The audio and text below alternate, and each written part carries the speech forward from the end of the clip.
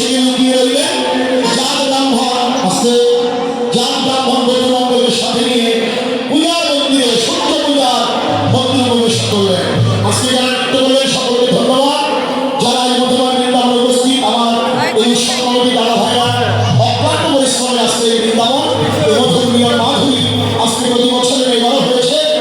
একটা বছর তারা সাধনায় থাকে যে কখন আমরা ভক্তের সঙ্গ পাবো।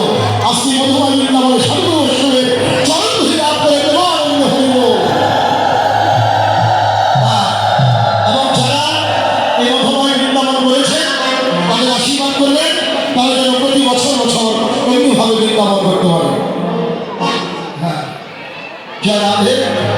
এবং তারা তাদের যে ভগবানের কাছে হরিমতি নিবেদন এবং ভগবানের কাছে একটাই নিবেদন যেন সকল জাতি ধর্মবর্ণ সবাই যেন আমরা একত্রে মিলেমিশে ভাতৃ জীবনে কণ্ঠ মিলাইয়া যেন আমরা চলতে পারি।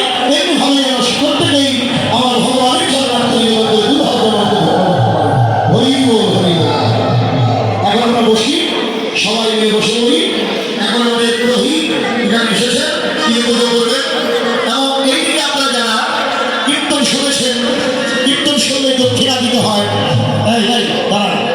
কীর্তন শুনলে দক্ষিণা দিতে হয়। আপনাদের সকল